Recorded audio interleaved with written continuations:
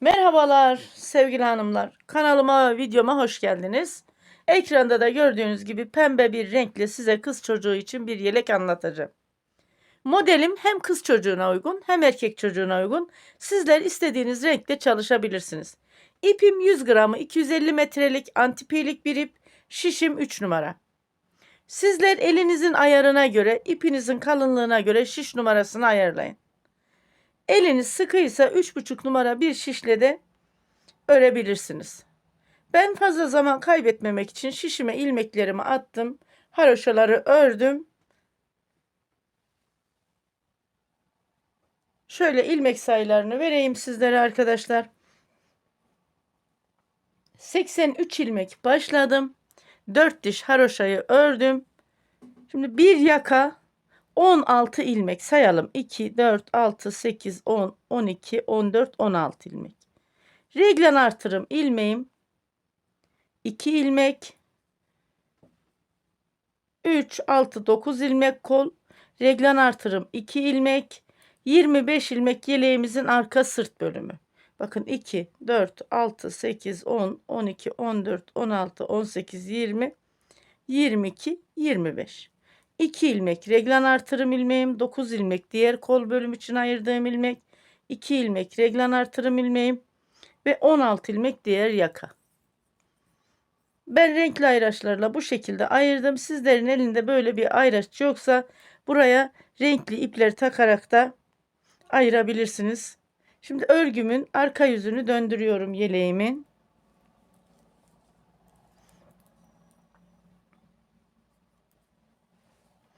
Arka yüzünden de sarı ayraca kadar haroşa ilmeklerle örüp geleceğim. Haroşaları ben biliyorsunuz ters ilmeklerle örüyorum. Baştaki ilmeğimi örmeden aldım. İpimi öne aldım.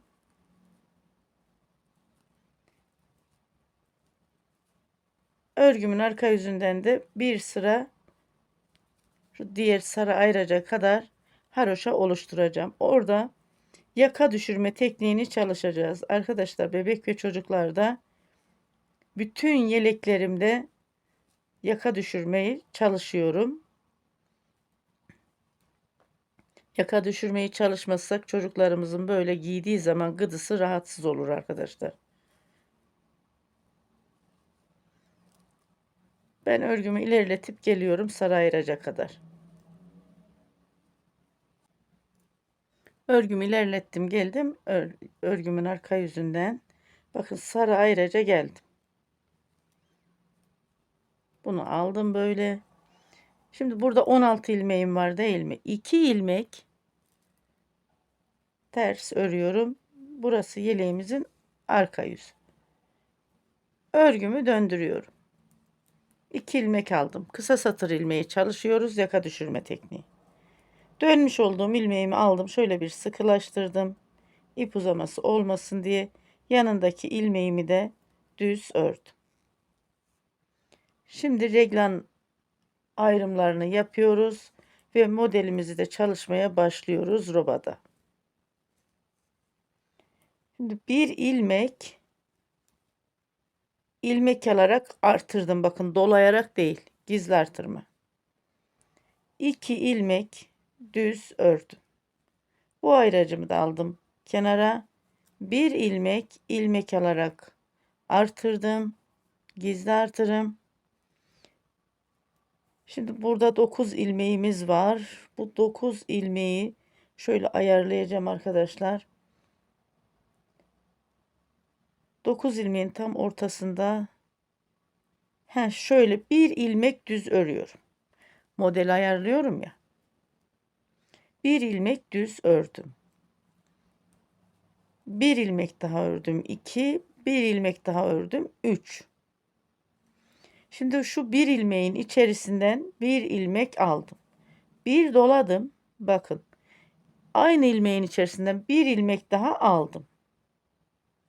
Buradaki bir ilmeğimi örmeden diğer şişime aktardım. Hemen yanındaki bir ilmeğin içerisinden bir ilmek aldım. Bir doladım. Aynı ilmeğin içerisinden bir ilmek daha aldım. 3 ilmeğimi düz ördüm. 1, 2, 3. Ayracımı kenara aldım. Bir ilmek alarak artırdım. Bakın gizli artırım dolayarak değil. 2 ilmek düz ördüm. Reglen artırım ilmeğimi, ayracımı kenara aldım. Bir ilmek artırdım ilmek alarak. Şimdi burada 25 ilmeğimiz var değil mi? 2, 4, 6, 8, 10, 12. Şu taraftan da sayıyorum. 2, 4, 6, 8, 10, 12. 11 ilmek düz öreceğim. Bakın. 1, 2, 3, 4, 5, 6, 7, 8, 9, 10, 11. 11 ilmek ördüm düz. 12. ilmeğimin içerisinden bir ilmek aldım. Bir doladım. Bakın artırdım. Aynı ilmekten bir ilmek daha aldım. Bir ilmekten 3 ilmek oldu. Bu bir ilmeği örmeden diğer şişime aktardım. Bu bir ilmeğin içerisinden bir ilmek aldım. Bir doladım. Aynı ilmeğin içerisinden bir ilmek daha aldım. 11 ilmek düz örüyorum. 1, 2, 3, 4, 5, 6, 7, 8, 9, 10, 11. Bu ayracımı aldım. Kenara koydum. Şimdi bir ilmek artırarak aldım. Şöyle bakın gizli artırma. 1, 2 ilmek düz ördüm. Dolayarak artırmıyorum. Ajur değil, gizli artırma yapıyorum. Bir ilmek artırdım. Bu 2 ilmeğim reglen artırım ilmeğim, sabit ilmeğim. 1, 2, 3 ilmek düz ördüm. 4. ilmeğimin içerisinden bir ilmek aldım. Bir doladım, artırdım. Aynı ilmeğin içerisinden bir ilmek daha aldım. Bakın 3 ilmek oldu. Bu bir ilmeğimi örmeden diğer şişime aldım. Yanındaki ilmekten bir ilmek aldım. Bir doladım, artırdım. Bir ilmek daha aldım. 3 ilmek düz örüyorum. 1, 2, 3. Ayracımı aldım. Bir ilmek artırarak aldım.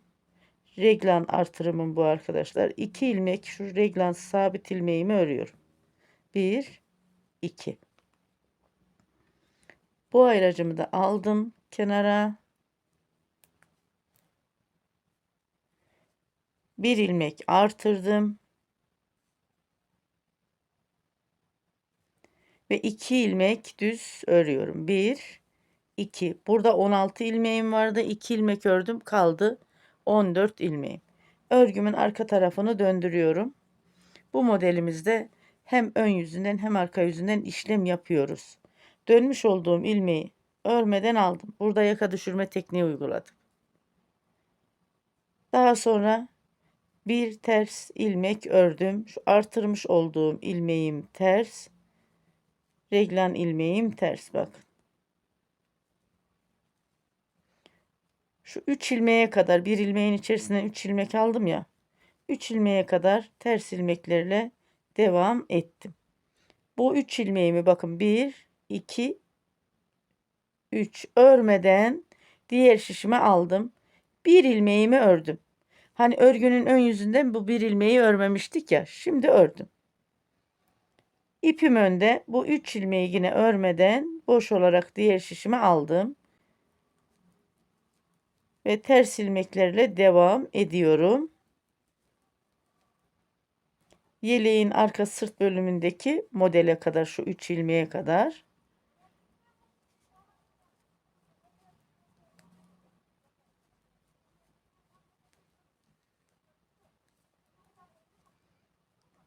Evet, 3 ilmeğime geldim. Bir ilmeğin içerisinden 3 ilmek almıştık ya.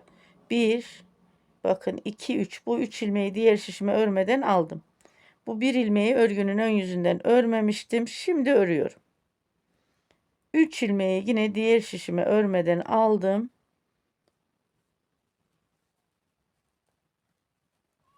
Ve diğer hani koldaki modele kadar ters ilmeklerle devam ediyorum. Hem reglan artırım ilmeğimi hem normal ilmeklerimi.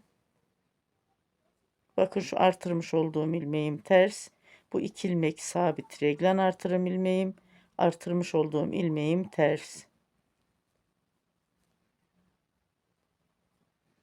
Evet, bir ilmeğin içerisinden 3 ilmek almıştım, oraya geldim. 3 ilmeği böyle örmeden diğer şişime aldım.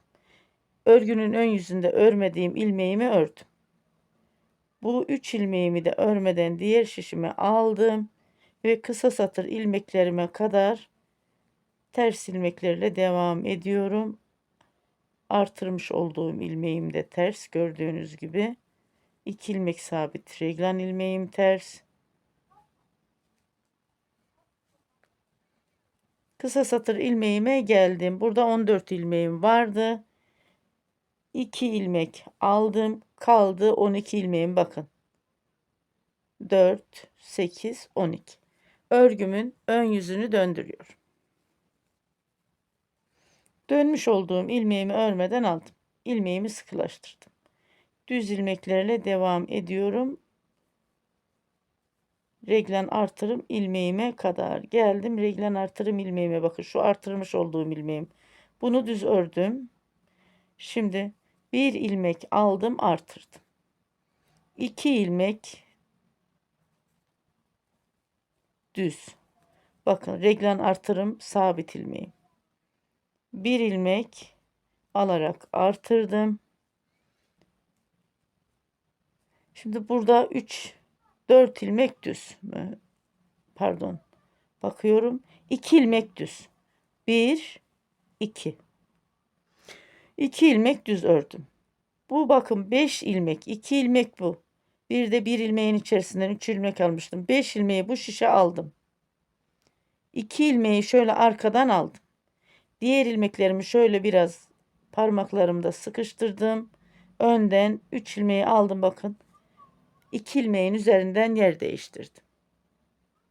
Bu 3 ilmeğin içerisinden bir ilmek aldım. Artırmıştık, tekrar eksilttik. 2 ilmek düz, 1, 2. Bu bir ilmeğimi örmeden diğer şişime aldım. Bakın 3 ilmek, 2 de burası 5 değil mi? Şu 3 ilmeğimi önden aldım şişime. 2 ilmeğimi de arkadan. İlmeklerim yer değiştir. Şu dışarıdaki ilmek içeri geldi. İçerideki ilmek dışarı şekilde yer değişti. Bu 2 ilmeği içerisinden 2 ilmek düz ördüm. 3 ilmeğin içerisinden bir ilmek düz aldım. Reglen artırım ilmeğime geldim. Bir ilmek artırdım ilmek alarak, 2 ilmek düz sabit reglen artırım ilmeğimi ördüm.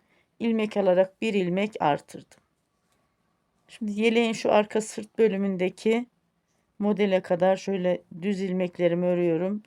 1, 2, 3, 4, 5, 6, 7, 8, 9, 10 ilmek oldu, bakın. Bu sıra sayacağım. Ondan sonra saymaya gerek yok. Sadece model bölümünü anlatacağım. Şimdi şu 3 ilmeğin önünde 2 ilmek var değil mi? 2.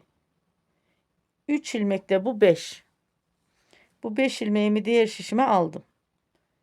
2 ilmeği şöyle arkadan aldım. Bakın 3 ilmeği şöyle parmağımla sıkıştırdım. İlmek alması kolay olsun diye. 2 ilmek modelin içe, 3 ilmek dışa yer değişti. Bu 3 ilmeğin içerisinden bir ilmek aldım. 2 ilmek düz ördüm. Bir ilmeğimi örmeden diğer şişimi aldım. Burada yine bir ilmeğin içerisinde aldığım 3 ilmeğim ve yanındaki 2 ilmeğim. Bu şişimi aldım. 3 ilmeği bak önden diğer şişimi aldım. 2 ilmeği de şöyle örgünün arka yüzünden aldım. İlmekleri yer değiştirdim. 2 ilmeğin içerisinden bir düz ilmek örüyorum. Bakın 1, 2. 2 ilmeğin içerisinden 2 ilmek düz ilmeğim. Bu 3 ilmeğin içerisinden de bir düz ilmek alıyorum. Şurada ipimin katını almışım. Onu düzelteyim de. 3 ilmeğin içerisinden bir düz ilmek alıyorum.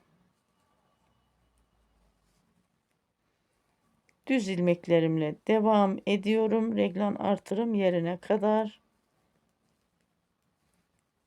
Bu sırayı da baştan sona tamamen anlatayım da. Modelde çok önemli bu ilk 2 sıra arkadaşlar.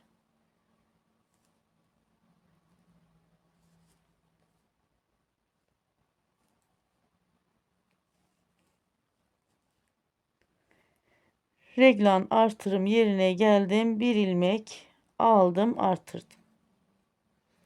1 2 ilmek düz ördüm. Bir ilmek artırdım. Şurada birkaç ilmek fazla örmüştüm. Tekrar söktüm bildiğiniz gibi. Şimdi 2 ilmek düz örüyorum. 1 2. Bakın 2 ilmek bu. 3 ilmek de bir ilmeğin içerisinden almış olduğum ilmeğim. Bu şişimi arkaya aldım. 2 ilmeği arkadan aldım. Bakın şöyle parmağımla ilmeğimi sıkıştırdım. 3 ilmeğimi bu şekilde aldım. Ve 3 ilmeğin içerisinden bir ilmek aldım. İlmekler yer değişti. 2 ilmeğin içerisinden 2 ilmek düz. Bu bir ilmeğimi örmeden diğer şişime aldım. 3 ilmeği aldım. Örmeden şişime. Sonra bu 2 ilmeği de aldım. Bakın. 3 ilmeği önden aldım. 2 ilmeği de arkadan. Yine ilmeklerimiz yer değişti. 2 ilmeğin içerisinden bakın, bir ilmeğin içerisinden bir düz ilmeğim ve diğer ilmeğimin de içerisinden düz ilmeğim. 3 ilmeğin içerisinden bir düz ilmek. Artırdığım ilmekleri eksilttim. 1 2 ilmek düz ördüm. Bakın bir ilmek alarak artırdım. 2 ilmek sabit reglan ilmeğim düz. Bir ilmek alarak artırdım. 3 ilmek düz ördüm. 1 2 3. 2 ilmek daha aldım buradan. 5 oldu. Burada kaldı 4 8 12 ilmeğim. 14 ilmek kalmıştı. 12 ilmek kaldı. Şimdi örgümün arka yüzünü döndürüyorum. Dönmüş olduğum ilmeği örmeden aldım. Ters ilmeklerle devam ediyorum. Bakın artırmış olduğum ilmeğim ters. 2 ilmek sabit reglan ilmeğim ters. Artırmış olduğum ilmeğim ters. Tamamen ters ilmeklerle devam ediyoruz bu sıra.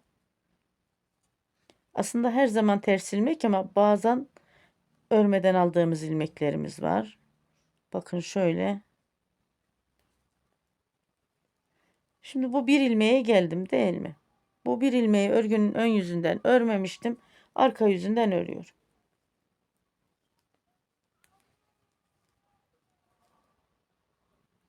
Bu şekilde kısa satır ilmeklerine kadar devam edelim. Bakın yeleğin arka sırt bölümündeki şu bir ilmeği de örgünün ön yüzünden örmeden almıştım. Modelin tam ortasında.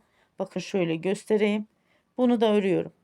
Bütün ilmeklerimi örerek kısa satır ilmeklerine kadar örgümü ilerletip geliyorum.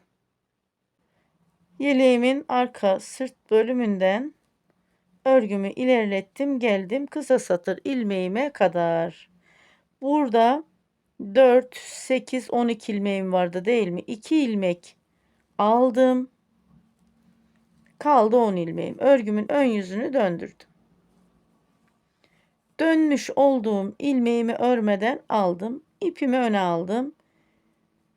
Reglen artırım ilmeğime kadar ters ilmeklerle devam ediyorum. Arada bir sıra haroşa çizgi oluşturuyorum.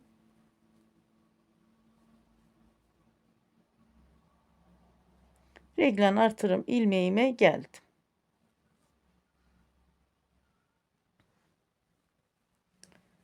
Şimdi bir ilmek alarak artırdım. 2 ilmek düz. Bu sabit reglen artırım ilmeğim. Bir ilmek alarak artırdım. Bakın dolayarak değil, ajur değil. Burada 3 ilmek ters. 1 2 3. Şimdi şu modelimiz 7 ilmekten oluşuyor gördüğünüz gibi arkadaşlar. Bir ortada, 3 ilmek de burası. Şimdi 2 ilmek düz. 1 2. 2 ilmek düz ilmeğimi ördüm. Bu bir ilmeğimin içerisinden bir düz ilmek aldım. Bir doladım. Aynı ilmekten bir düz ilmek aldım. Hemen yanındaki ilmeğimi örmeden diğer şişimi aldım ve yanındaki ilmeğimi bir ilmek aldım. Bir doladım. Aynı ilmeğin içerisinden bir ilmek daha aldım. 3 ilmek elde ettim. 1 2 ilmek düz ördüm. 1 2 3 ilmek ters ördüm. 1 ilmek alarak artırdım. Reglan artırım ilmeğim 2 ilmek düz. 2 ilmek sabit reglan ilmeğimden sonra 1 ilmek alarak artırdım. Ters ilmeklerle devam ediyorum. Nereye kadar? Bakın şu 7 ilmek model ilmeklerime kadar.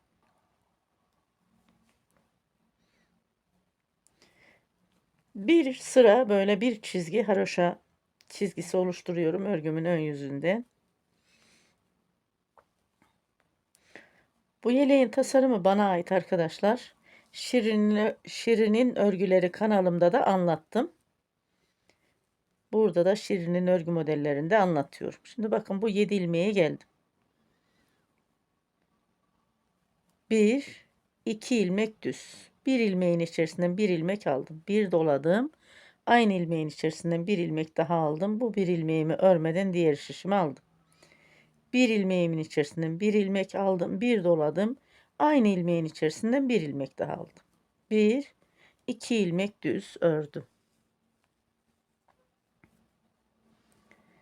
Reglan artırım ilmeğime kadar ters ilmeklerle devam ediyorum. Bir modeli bitiriyorum. İkinci modelin başlangıç sırasında bir sıra haroşa çizgisi oluşturuyorum. Evet, reglan artırım ilmeğime geldim. Bir ilmek aldım, artırdım. 2 ilmek düz sabit reglan artırım ilmeğim. Bir ilmek artırdım ve 3 ilmek ters. Kol bölümüne geldik. 2 ilmek düz. Bir ilmeğin içerisinden bir ilmek aldım. Bir doladım. Aynı ilmeğin içerisinden bir ilmek daha aldım. Bir ilmeği örmeden diğer şişimi aldım. Bir ilmeğin içerisinden bir ilmek, bir doladım. Aynı ilmeğin içerisinden bir ilmek daha aldım. 2 ilmek düz ördüm. Bakın sıra sonuna kadar anlatıyorum. Artık böyle iyice örgüye alışmış profesyonel olan arkadaşlarım belki sıkılabilir ama yeni öğrenen arkadaşlarım açısından bu roba modelini sıra sonuna kadar anlatmam gerekiyor. Bir modeli tamamen anlattım sıra sonuna kadar. İkinci modelinde ilk sırasını daha sonrasında tamamen anlatmaya gerek yok. Hemen şöyle bir kolda anlatırım yeterli gelir. Şimdi 3 ilmek ters. 1 2 3. Bir ilmek aldım, artırdım. 2 ilmek düz. Bir ilmek aldım, artırdım. Sonra ters ilmeklerle devam ediyorum yaka düşürme ilmeklerime kadar. Burada 12 ilmeğim vardı değil mi arkadaşlar? Bakın 3, 6, 9, 12. 2 ilmeğini de alıyorum ters olarak. Kaldı 10 ilmek. Örgümün arka yüzünü döndürüyorum. Dönmüş olduğum ilmeğimi örmeden aldım. İpimi öne aldım. Örgümün arka yüzünden ters ilmeklerle devam ediyoruz biliyorsunuz.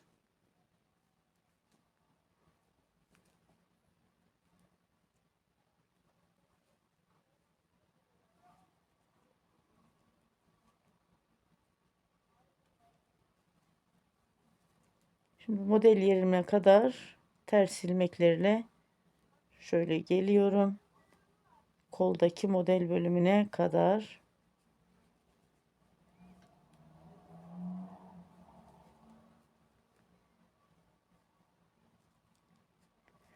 Evet, bu 3 ilmeğe geldim. 3 ilmeği bakın. İkinci modelin ikinci sırasındayız. Örmeden diğer şişimi aldım. Bu bir ilmeği örgümün ön yüzünde örmemiştim. Şimdi ördüm arka yüzünde. Bu 3 ilmeği yine örmeden diğer şişimi aldım. Boş geçirdim. Devam ediyorum. Şimdi sıra sonuna kadar bu şekilde devam edelim. Diğer modellerde de Aynı teknik çalışılacak. Sıra sonuna kadar devam edelim dedim. Şu yaka düşürme yerine kadar arkadaşlar. Burada tekrar yaka düşürme işlemini çalışacağız. Kısa satır ilmeklerime kadar geldim.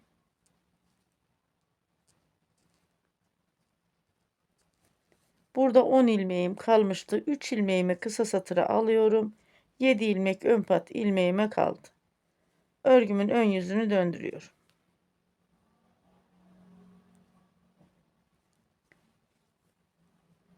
Dönmüş olduğum ilmeğimi örmeden aldım. Şöyle ilmeğimi bir sıkılaştırdım. Düz ilmeklerle devam ediyorum. Roba artırım yerine kadar.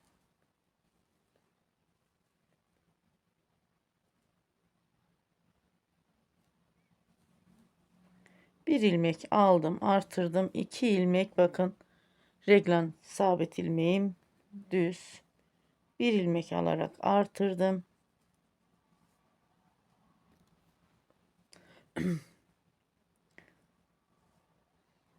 Ve 4 ilmek örüyorum. 1 2 3 4. 4 ilmek düz ördükten sonra burada 5 ilmeğim var. Bu 5 ilmeği bakın 2 ilmek bu ilmeğin bir de bir ilmeğin içerisinden 3 ilmek almıştım. Bunu diğer şişime aldım. Şu 2 ilmeği bakın arkadan aldım. Şöyle parmağımla sıkıştırdım. Bu 3 ilmeği aldım. Yer değişti ilmeklerimiz. 3 ilmeğin içerisinden bir ilmek düz. 1 2 ilmek düz ilmeğimin içerisinden 2 ilmek düz ilmeğimi aldım. Bir ilmeğimi örmeden aldım. Burada yine bakın 3 ilmek, 2 ilmek de arkadan 5 ilmeği aldım. Şişimi önden bu 3 ilmeğe taktım.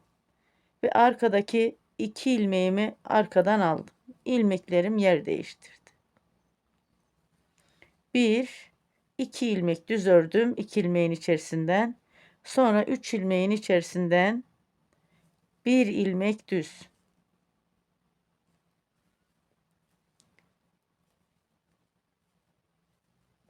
Bir ilmek artırdım bakın. Bir ilmek düz ilmekten sonra bu 4 ilmeğimi ördüm. 2 ilmek sabit reglan artırım ilmeğim. Bir ilmek artırdım. Bu şekilde devam ediyorum. Şimdi bu kolda çalışmış olduğum tekniği arkadaşlar bu kolda da çalışıyorum. Modelimizde aynı. Nereye kadar? Yaka düşürme ilmeklerine kadar.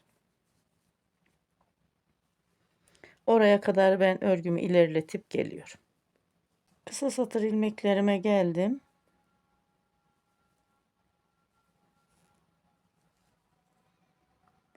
Burada 10 ilmeğim kalmıştı. 3 ilmek kısa satır ilmeğimi aldım. Kaldı 7 ilmeğim. Örgümün arka yüzünü döndürdüm. Dönmüş olduğum ilmeğimi örmeden aldım. Ters ilmeklerle devam ediyorum.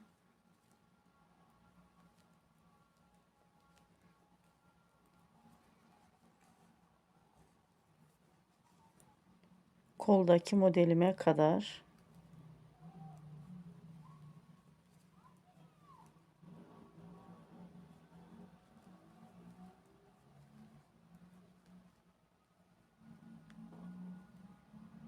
Evet, modeline geldim. Şöyle 3 ilmeğimi ördüm. Bu bir ilmeği örgünün ön yüzünde örmemiştim. Arka yüzünde ördüm.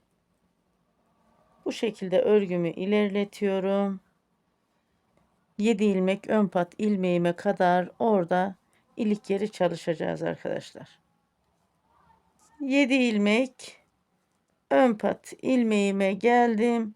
Bakın haroşa olarak örüyorum. 1 2 3 ilmek ördüm. Haroşa ilmeklerim ters biliyorsunuz. Bir doladım, artırdım. 2 ilmeğin içerisinde bir ilmek aldım, eksilttim.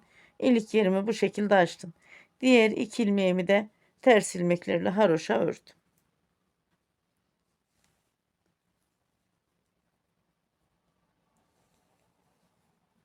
Örgümün ön yüzünü döndürdüm. Dönmüş olduğum ilmeğimi örmeden aldım. İpimi öne aldım. 7 ilmek ön pat ilmeğimi haroşa örüyorum. Bakın ilik yerimiz de oluştu. 3, 6, 7 ilmek. Şimdi 2 model çalıştık. 3. modele geçtik. Burada yaka düşürme bittiği için burada da model çalışacağım.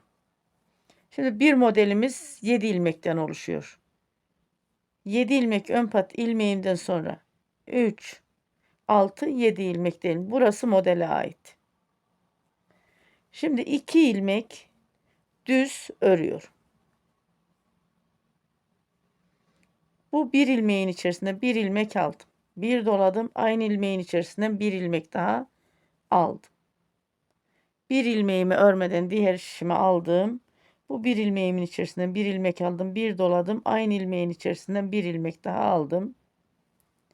Ve 2 ilmek ördüm. Şimdi bu 7 ilmeğimiz modele ait.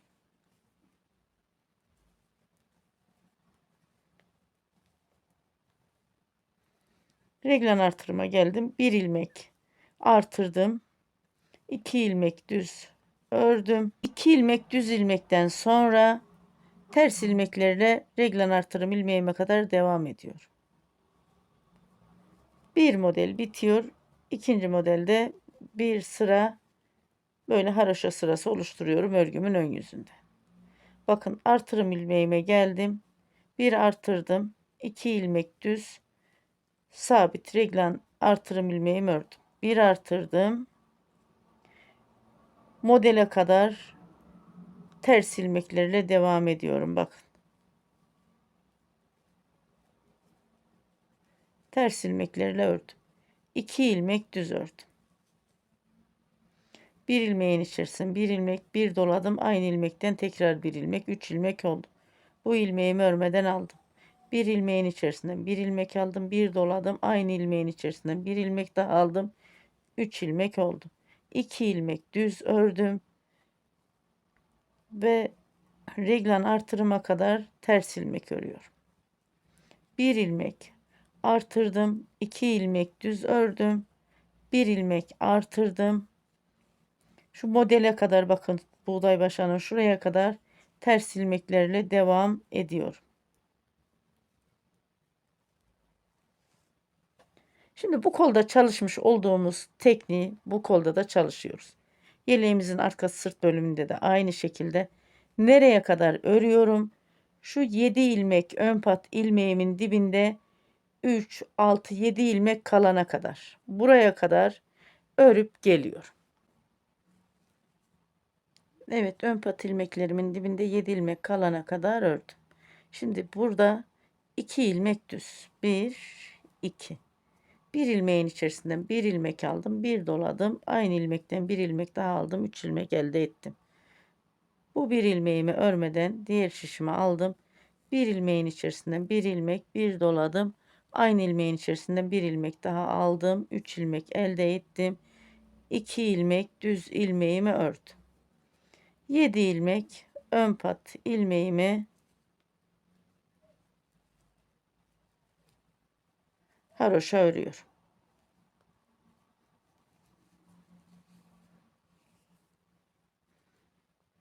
Bakın roba modelimiz harika oldu arkadaşlar. Gördüğünüz gibi. Örgümün arka yüzünü döndürüyorum. Dönmüş olduğum ilmeğimi örmeden aldım. İpimi öne aldım. 7 ilmek ön pat ilmeğimi haroşa örüyorum. Artık modele aşinayız. 2 modeli tamamen anlattım. 3. modele geçtik. 7 ilmek ön pat ilmeğimden sonra 1, 2 ilmek ters ördüm. Burada 3 ilmeğim var. 3 ilmeği örmeden diğer şişimi aldım. Yeleğimin ön yüzünde örmediğim ilmeğimi ördüm ters olarak. Bu 3 ilmeğimi yine örmeden diğer şişimi aldım. İpim önde ve ters ilmeklerle devam ediyorum.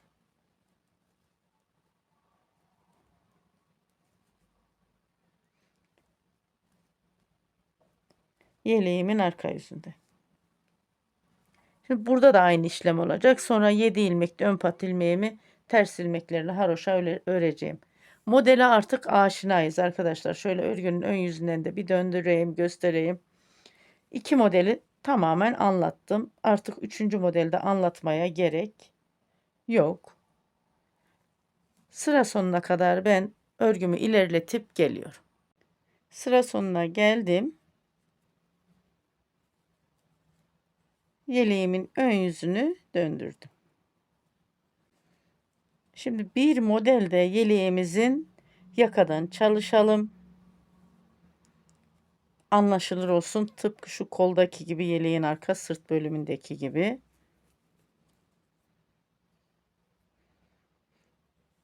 Baştaki ilmeğimi örmeden aldım. İpimi öne aldım. 7 ilmek ön pat ilmeğimi haroşa ördüm. Yaka düşürme yerindeki yeleğin yakada ilk modeldeyiz ama dediğim gibi kolda 2 model çalıştık, arkada 2 model çalıştık. Yaka düşürme tekniği çalıştığımız için burada ilk model denk geldi. Şimdi burada 2 düz ilmeğim var. Bir de bir ilmeğin içerisinden aldığım bu 3 ilmeğim. Bu 5 ilmeği bu şişime örmeden aldım. Aslında modele aşinayız, anlattık ama dediğim gibi yakada da bir model çalışalım. Şişimi arkadan taktım. Bu 2 ilmeğimi aldım. Şu parmağımla şöyle bakın. Bu 3 ilmeğimi sıkıştırdım. İlmeklerim yer değişti. 3 ilmeğin içerisinden bir düz ilmeğimi aldım. 2 ilmeğin içerisinden bakın. Bir de bu ilmekten düz ilmeğimi aldım. Bu ilmeğimi örmeden aldım. Burada 3 ilmeğim var. 2 ilmek de arkada 5. Bu 5 ilmeği bu şişime taktım. 3 ilmeği bu sefer şöyle önden aldım.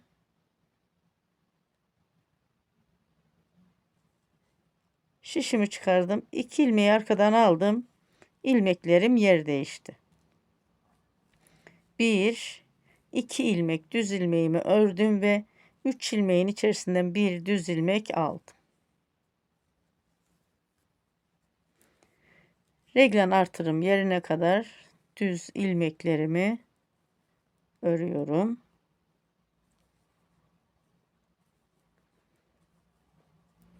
Bir ilmek alarak artırdım. 2 ilmek düz ilmeğim, bakın sabit reglen artırım ilmeğim ördüm. Bir ilmek artırdım ilmek alarak ve düz ilmeklerle devam ediyorum. Burada daha fazla anlatmaya gerek duymuyorum. Nereye kadar örüyorum? Çünkü işlem tekrarı modelimiz. Burada çalıştığım işlemi buradaki modellerde de çalışıyoruz. Artık reglanda da artırmayı unutmuyoruz. Nereye kadar örüyorum? Diğer yakadaki şu son reglana kadar. Buraya kadar örüyorum. Bu yakayı yine beraber çalışıyoruz. Örgümü ilerlettim, geldim. Bakın son reglana kadar. Şimdi bu yakayı yine beraber çalışıyoruz. Burada artırdım. 2 ilmek reglan ilmeğimi ördüm. Bir artırdım. Düz ilmeklerle devam ediyorum. Yakadaki modelimize kadar.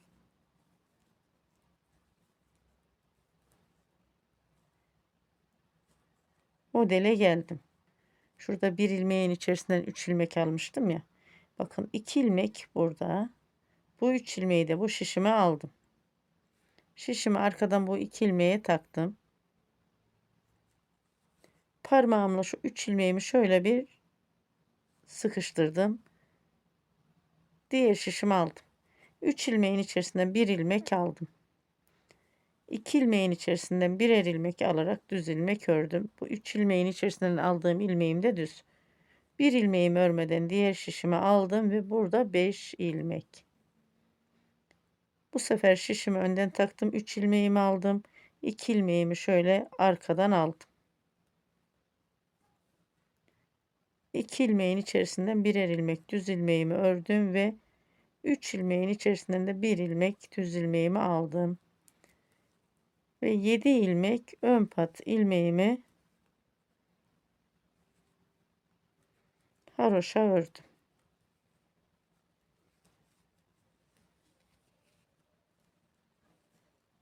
Örgümün arka tarafını döndürüyorum.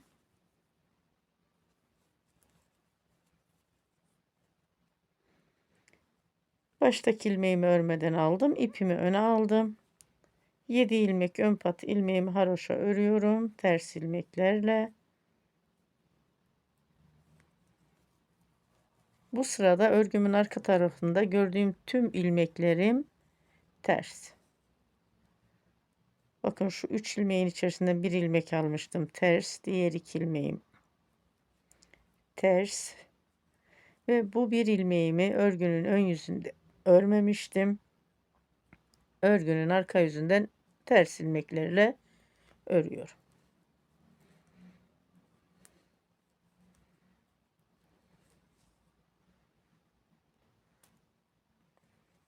Bu şekilde devam ediyorum sıra sonuna kadar.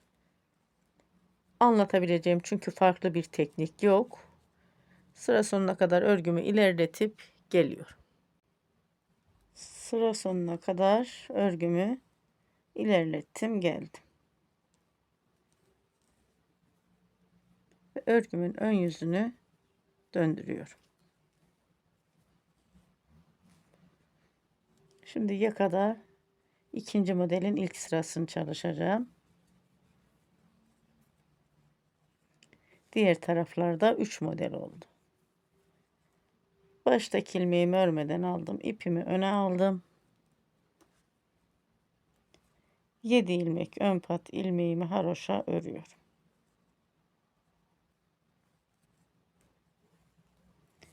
7 ilmek ön pat ilmeğimin yanından hemen 2 ilmek düz örüyorum. Bak 1 2. Burada bir ilmeğim var. Bu bir ilmeğin içerisinde bir ilmek düz aldım. Bir doladım. Aynı ilmeğin içerisinden bir düz ilmek daha aldım. Bu ilmeğimi diğer şişime örmeden aldım. Yanındaki ilmeğin içerisinde bir ilmek aldım. Bir doladım. Aynı ilmeğin içerisinde bir ilmek daha aldım. 3 ilmek oldu. 2 ilmek düz ördüm. Reglen artırım ilmeğime kadar, şu 2 ilmeğime kadar ters ilmeklerle devam ediyorum.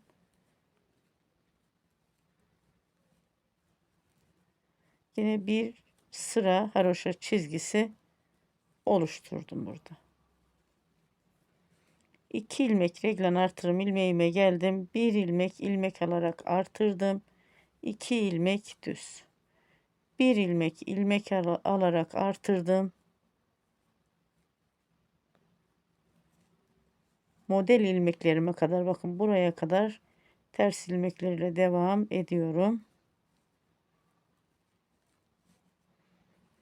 Bu şekilde sıra sonuna kadar örgümü ilerletip geleyim. Örgümü ilerlettim. Sıra sonuna geldim.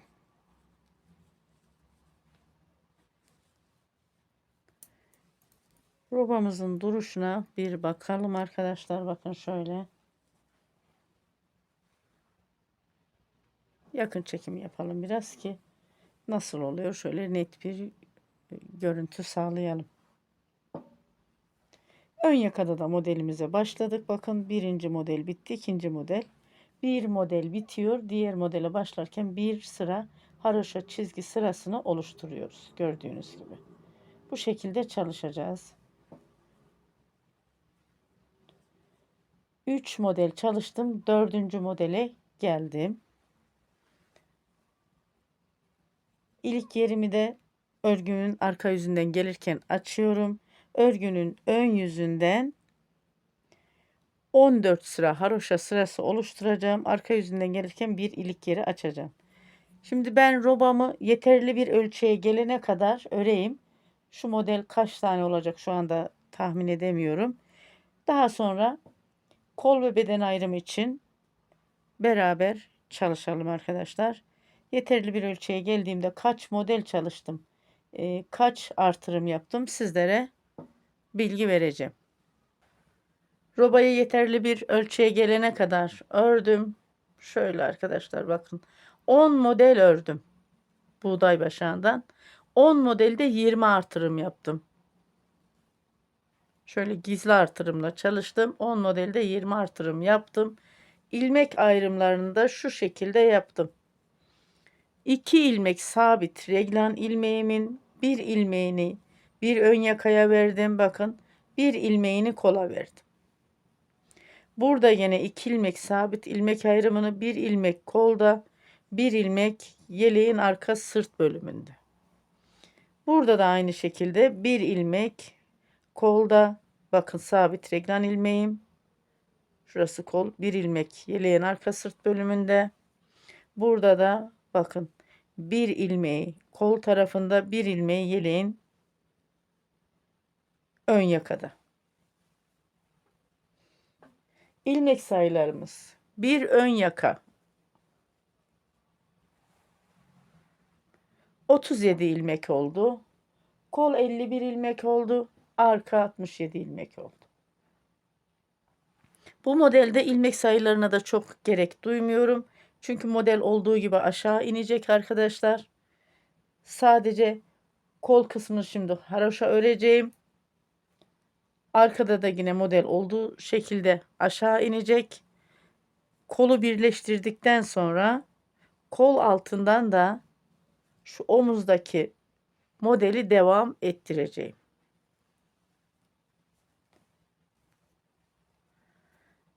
Şöyle 14 diş haroşa dişi oluştu örgümün ön yüzünden, arka yüzünden gelirken ilik yerini açtım. Bundan sonraki ilik yerlerimi 13 haroşa dişinden sonra yapacağım arkadaşlar. Bu 14 dişin fazla olduğunu düşündüm. Yeleğimiz çünkü 1 yaş için olacak inşallah. Şimdi kol ve beden ayrımını çalışmak için önce şu kolda haroşa bölümüne geçiyoruz.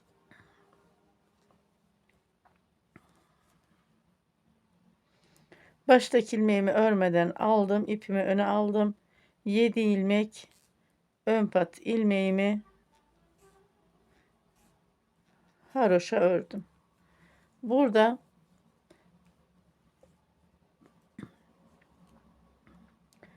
7 ilmeğimiz var modele ait. 2 ilmek düz örüyorum. Burada modelim bitti. Tekrar bir modele başlıyorum. Bir ilmeğin içerisinde bir ilmek aldım. Bir doladım. Bir ilmek daha aldım. 3 ilmek oldu. Bu bir ilmeğimi örmeden diğer şişimi aldım. Bu bir ilmeğimin içerisinden bir ilmek bir doladım. Aynı ilmeğin içerisinden bir ilmek daha aldım.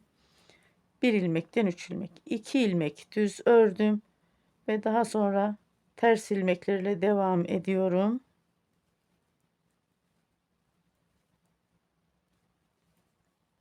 Bu kırmızı ayraca kadar.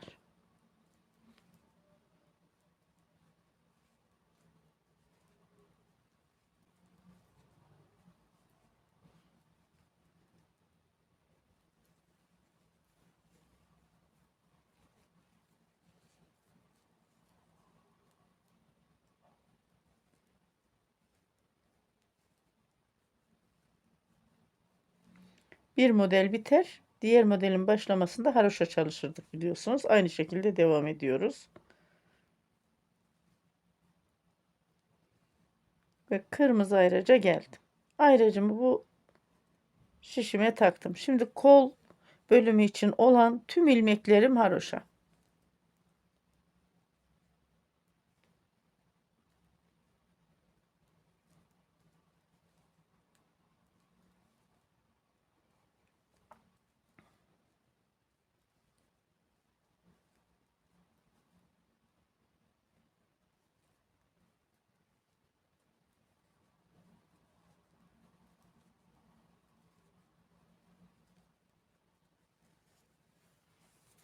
Mavi ayraca kadar ilmeklerimi haroşa örüp geliyorum. Mavi ayraca geldim. Ayracımı diğer şişime aldım. Burada da arkadaşlar şu modele kadar ters ilmekle örüyorum. Yeleğimin arka sırt bölümünde bir model bitiyor. Diğer modelde biliyorsunuz bir diş haroşa sırası oluşturuyorduk. Şimdi kol bölümü için tüm ilmeklerimi ters ördüm. Haroşa. Yeleğin arka sırt bölümünde de modele kadar haroşa örüyorum. Sonra modelimi çalışıyorum. Tekrar mavi ayraca kadar haroşa ve kol bölümü haroşa. Yeleğimin ön yakada da modele kadar haroşa modeli çalışıyorum. 7 ilmek haroşayı örüyorum. Sıra sonuna geliyorum. Ben örgümü sıra sonuna kadar ilerletip geliyorum.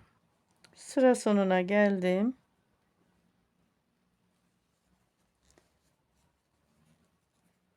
Ön yakada modelimiz devam ediyor. Bu kolda da diğer koldaki gibi kol bölümündeki ilmekleri tamamen haroşa ördük. Örgümün arka yüzünü döndürüyorum.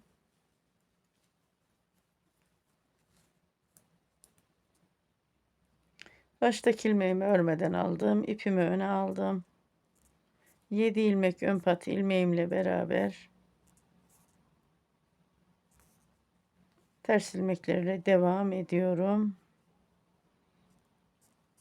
Burada 2 ilmek ters ilmeğimi ördüm. Modele ait. Burada bir ilmeğin içerisinden 3 ilmek almıştım.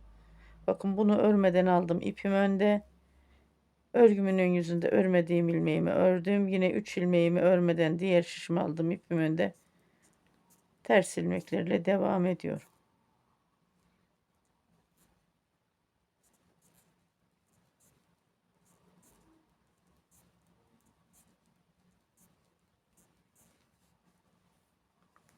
Kol ilmeklerinde de ters örüyorum örgümün arka yüzünden. Sadece model bölümünde buradaki çalışmayı yapıyoruz.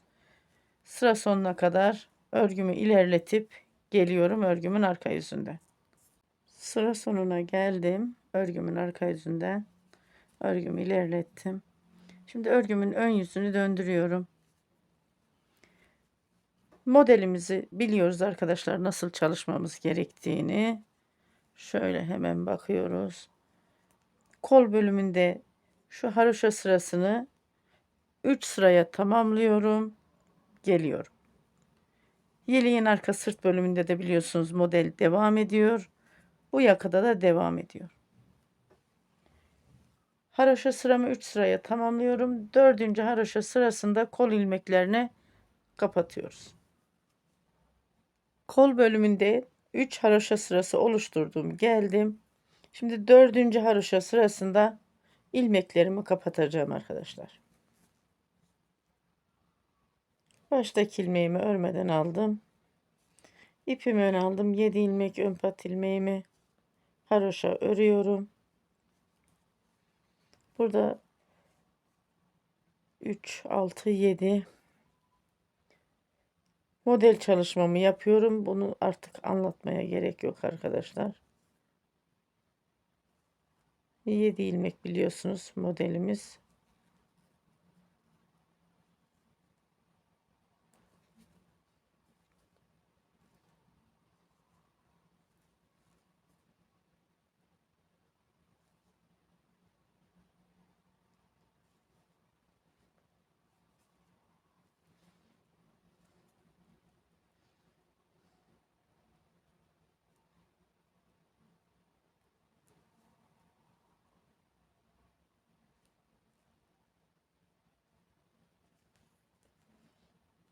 İpimin katını aldım, düzelteyim. Evet, düzelttim. Şimdi düz ilmeklerle kırmızı ayraca kadar devam ediyorum.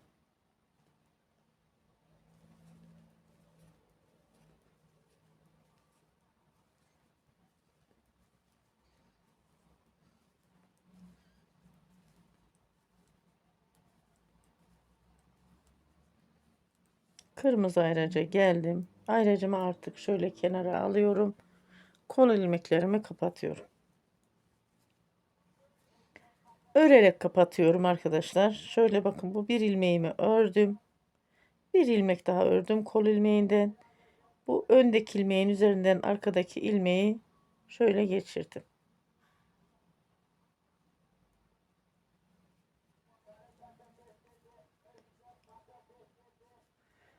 Öndeki ilmeğimi ördüm. Ters olarak arkadaki ilmeği öndeki ilmeğin üzerinden geçirdim. Öndeki ilmeğimi ördüm. Bakın, ters olarak arkadaki ilmeği öndeki ilmeğin üzerinden geçirdim. Bu şekilde hem ilmeğimi kapatıyorum hem de bir sıra haroşa sırası elde ediyorum. Yalnız ilmekleri kapatırken örgümüzü nasıl ördüysek o ayarda kapatalım. Ne gevşek olsun ne de sıkı olsun arkadaşlar.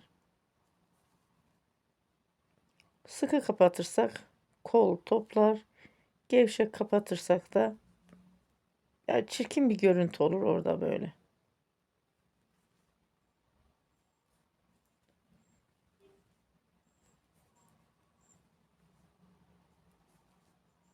Şöyle bakalım bu şekilde. İlmekleri örerek kapatıyorum nereye kadar? Mavi ayraca kadar. Mavi ayraca kadar ilmeklerimi kapatıp geliyorum. Kol ilmeklerimi örerek kapattım, geldim.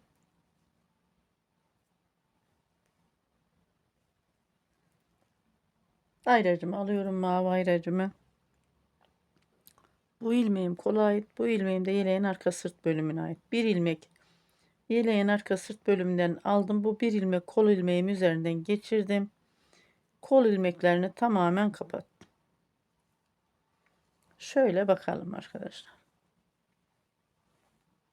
Örerek kapattığım için burada bir sıra haroşa sırası elde ettim gördüğünüz gibi. Şimdi örgümü şöyle döndürüyorum. Kol altında ilmek artıracağım.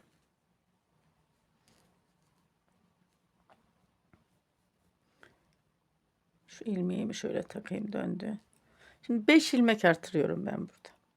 1 2 3 4 5 5 ilmek yeterli. Burada birleştireceğim. Birleştirdiğim noktada şöyle gördüğünüz gibi bir ip uzantısı var. Bu ip uzantısını şöyle alıyorum. Bakın böyle bir buradan bir buradan iki ipin altından taktım ve bir ilmek de yeleğimin ön yakasından aldım. Üçünün içerisinden bir ilmek aldım. Örgümü döndürüyorum. Dönmüş olduğum ilmeğimi örmeden aldım. İpimi öne aldım. Bu 5 ilmeğimi ters ilmeklerle örüyorum. Kol altı tok dursun diye. Düz ilmeklerle örersem burası biraz böyle zayıf kalır.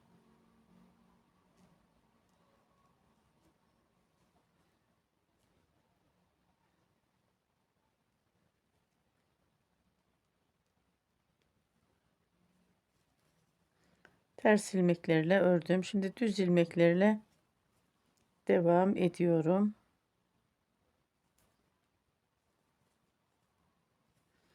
Şimdi kol altında 7 ilmek model çalışacağım. 5 ilmek bu ilmek artırdım. Bir ilmek burada, bir ilmek burada. Şu 7 ilmeği hemen şöyle ayracımla işaretliyorum. Bir daha ilmek saymak istemiyorum arkadaşlar. Burada şu omuzdaki modeli tekrar devam ettireceğim.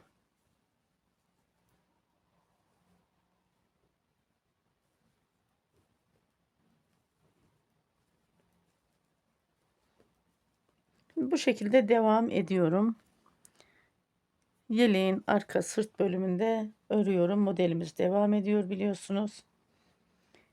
Nereye kadar? Şu mavi ayraca kadar. Tekrar kol ilmeklerini burada örerek kapatıyorum. Dönüyorum. 5 ilmek artırıyorum. Ve burada yine 7 ilmeğimi işaretliyorum. Sıra sonuna kadar geliyor. Şimdi burada hemen roba yüksekliğini bir ölçelim arkadaşlar. Şu kol ilmeğini kapatmadan ölçmem gerekiyordu ama unutmuşum. Hemen bakın. Şu yeleğin arka sırt bölümünden ölçüyoruz. 14 santim. Şöyle 14 santim roba yükseklik ölçümüz. Şimdi sıra sonuna kadar ben örgümü ilerletip geliyorum. Sıra sonuna geldim.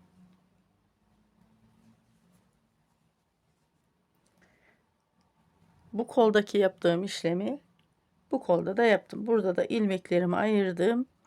Bu kol altında da yine şu omuzdaki modeli kol altında devam ettireceğim. Örgümün arka yüzünü döndürüyorum. Baştaki ilmeğimi örmeden aldım. İpimi öne aldım. 7 ilmek ön pat ilmeğimle beraber örgümün arka yüzünden gördüğüm tüm ilmeklerim ters. Burada örgünün ön yüzünden örmediğim bir ilmeğim modelimde, bu ilmeğimi de örüyorum ters olarak. Bu şekilde sıra sonuna kadar örgümü ilerletip geliyorum. Sıra sonuna geldim. Örgümün arka yüzünden. Şimdi örgümün ön yüzünü döndürüyorum. Örgümün ön yüzünde yine model çalışmam var. Bir model bitti. İkinci modelde haroşa çalışıyorum. Kol altından da bu modeli çalışıyorum.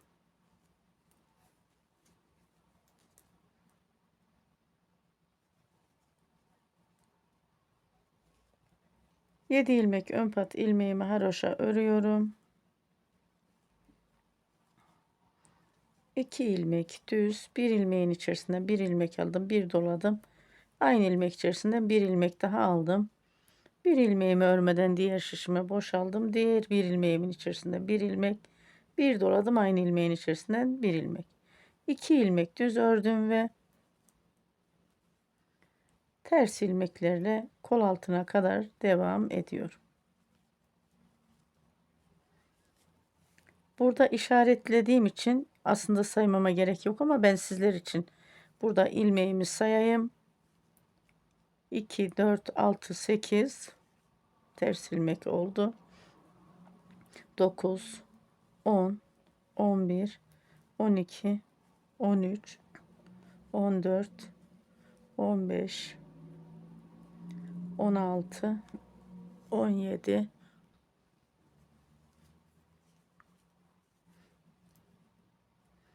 18, 19, 20, 21, 22 ilmek. 22 ilmek ördükten sonra şu ayracımı şöyle alıyorum. Burada modelimi çalışıyorum. Şimdi 2 ilmek düz ördüm. Bir ilmeğin içerisinde bir ilmek aldım. Bir doladım. Aynı ilmeğin içerisinde bir ilmek daha aldım. Bu ilmeğimi örmeden diğer şişimi aldım. Bir yandaki ilmeğin içerisinde bir ilmek, bir doladım. Aynı ilmeğin içerisinde bir ilmek aldım. 2 ilmek düz ördüm. Ayracımı çıkarttım. Burada modelde 7 ilmeğimi tamamladım. Ters ilmeklerle devam ediyorum. Yeleğin arka sırt bölümündeki modele kadar. Modelde yine aynı çalışmamız. Bu kol altına da bu modeli çalışıyoruz. Sıra sonuna kadar örgümü ilerletip geliyorum. Yalnız şu açıklamayı yapmam gerekiyor arkadaşlar. Şimdi kol ilmeklerini kapattık. Döndük. İlmek artırdık. Döndük ördük.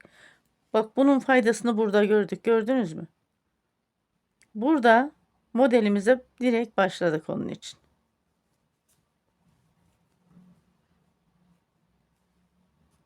Şimdi ben sıra sonuna kadar örüp geliyorum. Sıra sonuna geldim.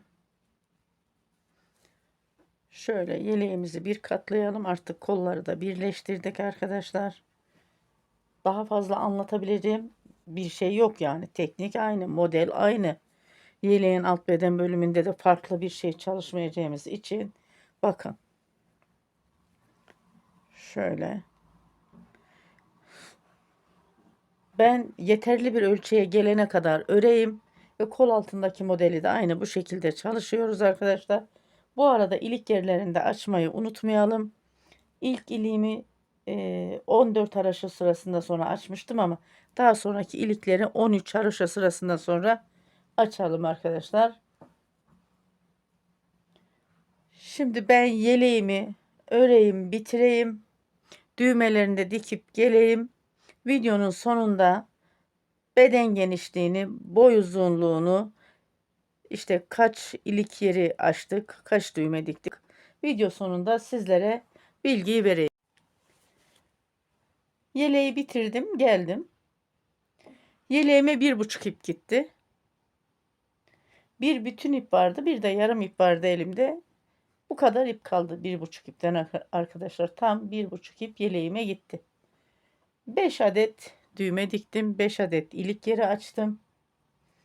Şimdi yeleğimizin genişlik ölçüsünü alalım. Şöyle beden genişlik ve boy ölçüsünü kol altı ilmeklerinden alıyorum.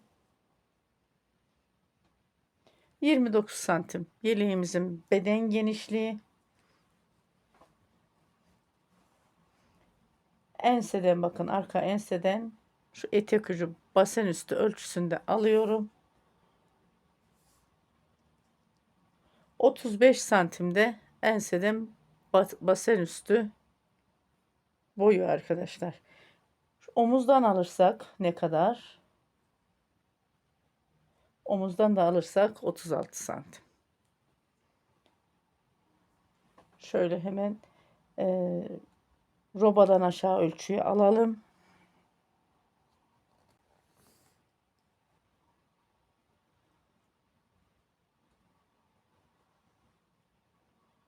...23 santimde robadan aşağı ölçümüz. Kol boyunu da dilerseniz alalım.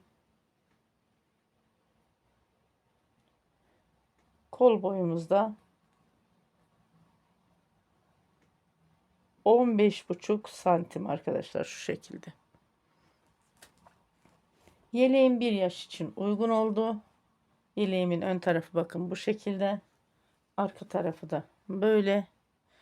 Yeleğimin tasarımı bana ait. Sizler de arkadaşlar benimle beraber umarım örmüşsünüzdür. Çocuklarınıza, torunlarınıza, komşu çocuklarınıza ya da örüp bol bol sipariş almışsınızdır. Şimdi bir dahaki içeriklerde buluşmak üzere. Bir dahaki videolarda buluşmak üzere. Hoşça kalın, sağlıkla kalın. Allah'a emanet olun.